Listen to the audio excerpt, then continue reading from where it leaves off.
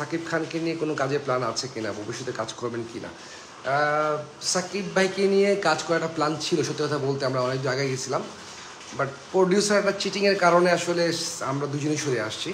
হ্যাঁ, সত্যি কথা বলতে যেটা আমি ভাইয়াকে বলছি যে ভাইয়া আমার মনে হচ্ছে যে এটা আমাদের জন্য রিস্ক হয়ে যায়, উই শুড একটু লিভ।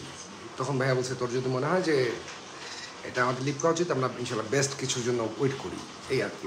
অবশ্যই করবো, সাকিব ভাইয়ের সাথে আমার খুব ভালো সম্পর্ক এবং প্ল্যান আছে।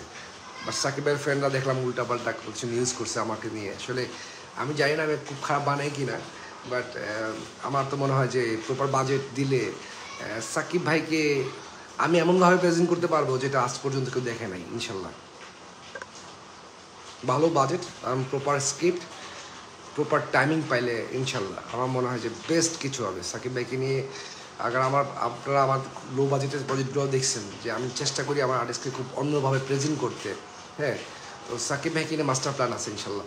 ভাই সাকিব খানকে নিয়ে কোনো মুভি বানানোর প্ল্যান আছে কিনা? হ্যাঁ, আমার প্ল্যান আছে, দোয়া করবেন। সাইফুল ইসলাম বলছেন ভাই সাকিব খানকে নিয়ে আপনারা কোনো সিনেমা কি আমরা ইনশাল্লাহ এই জীবনে দেখতে পাবেন এবং বেস্ট দেখতে পাবেন। সাকিব ভাইয়ের ইনশাল্লাহ বেস্ট কাজ দিতে পারবেন আমার সাথে।